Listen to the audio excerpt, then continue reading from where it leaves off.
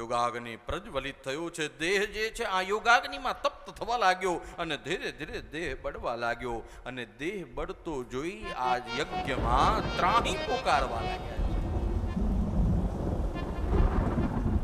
દેવો બ્રાહ્મણો યજ્ઞના ઋષિ મુનિ હોતાઓ બધા જે આવ્યા હતા બધાએ આ યજ્ઞમાં ત્રાહી ત્રાહી ભોગવવા લાગ્યા. અને ત્યાં આગળ યજ્ઞની અંદર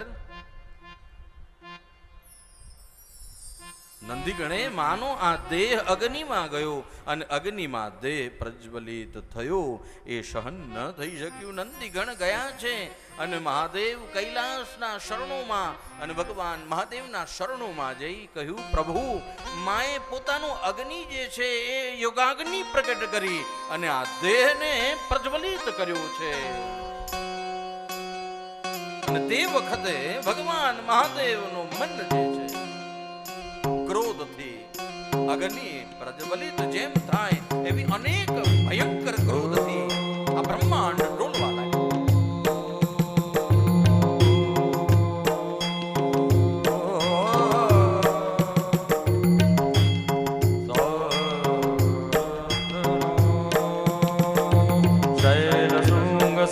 વિશાલ જટાજૂટ ચંદ્રમા ગંગ કીટ રંગમાલ વિમલ નીરવાજ લોચન કે લાલ લાલ ચંદન કી ગોરી બાલ ગુમ ગુમ સિંદૂર ગુલાલ પ્રભુ કી રસાજે મુંડન કી કંઠમાલ બીજ સિતલ કે પ્રસાદ પટી પટી માલ રુદ્ર માલ હર દયાલ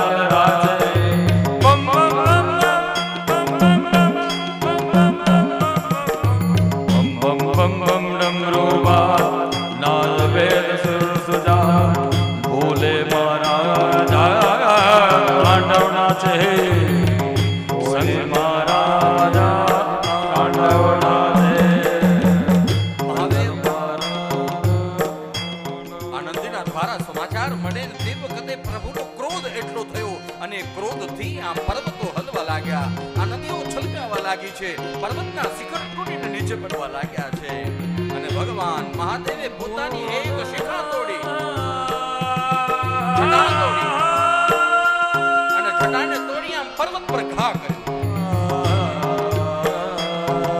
જટા જટા જલ પ્રવાહ ભાવિતસ્તલે ગલે બલમ બલમ વિદામ ભુજંગ તુંગ માલિકા ડમર ડમર ડમર ચકાર દંડ તાંડવ તનો તુલ શિવ શિવ મારે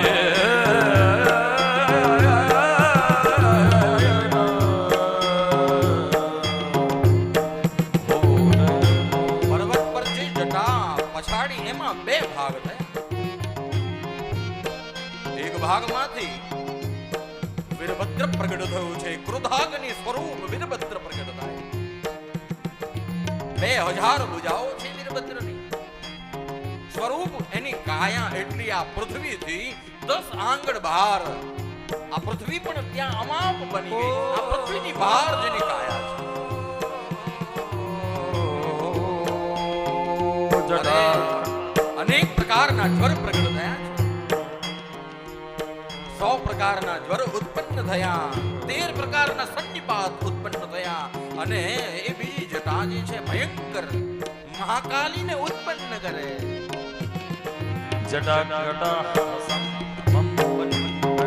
બને જલી વિલોલ બીચ બિલ્લ રે વિરાજમાન તગર તગર તગર કિશોર ચંદ્ર શેખરે રવિ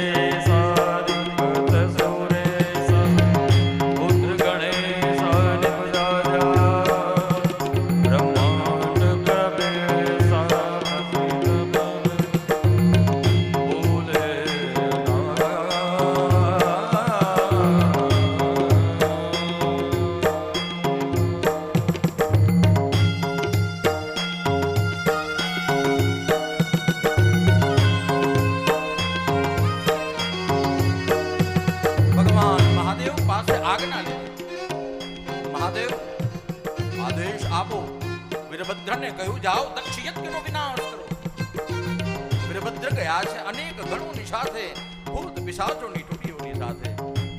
મહાકાલી અનેક કાલીની શક્તિઓની સાથે પ્રગટ થઈને વૈષ્ણવી માતંગી અનેક શક્તિઓ પ્રગટ કરી છે. અને દક્ષ યજ્ઞનો પ્રવેશ કરતાની સાથે યજ્ઞનો ધ્વંસ કરવા લાગ્યા. દેવો દાનો બધા થર ડરી રહ્યા છે, નાશ ભાગ થઈ રહી છે. એમ આ યજ્ઞની અંદર બધાનો શિરચ્છેદ કરવા લાગ્યા. દક્ષનું ગરદન પકડ્યું છે અને વીરભદ્રએ આ દક્ષનું મસ્તિષ્ક છોટી હાથમાં લઈ અને યજ્ઞ કુંડમાં હોમી દીધું. ધરાધરેન્દ્ર નંદિની વિલાસબંધુ મંદુર દિગંત સંત તીવ્ર પ્રમોદમાન કૃપા કટાક્ષ ધોરણી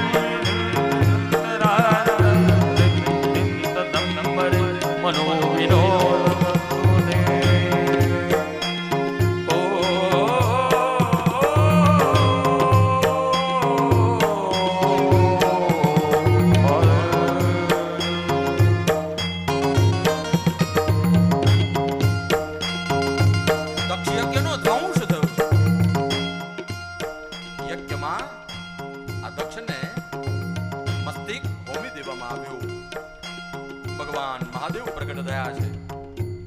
મહાદેવે ત્યાં આગળ આવી આ દેવોને સાંત્વના આપી.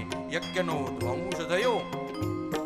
દેવોએ પ્રાર્થના કરી કે આ દક્ષ પ્રજાપતિ છે, પ્રજાનો પતિ છે, અને જો દક્ષ નહીં રહે પ્રભુ તો આ પ્રજાનું નિયંત્રણ ખોવાઈ જશે.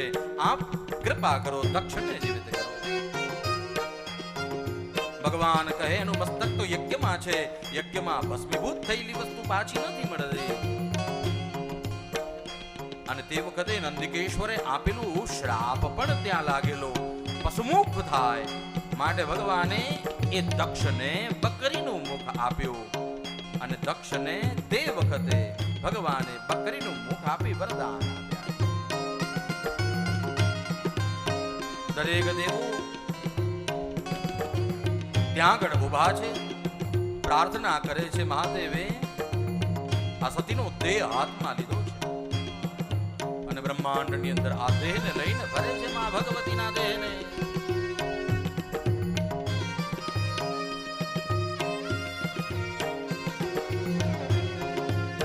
ओ भलकत है चंद्रमाल झलकत है जयज्वाल ढलकत है गंगशाल मुंडल माला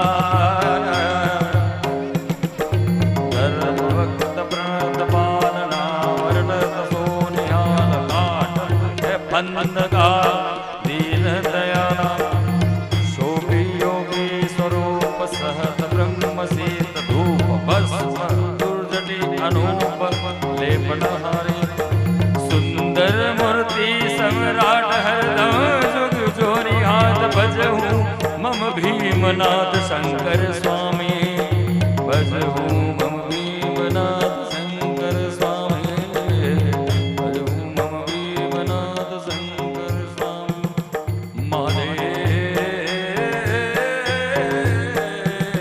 बोलना.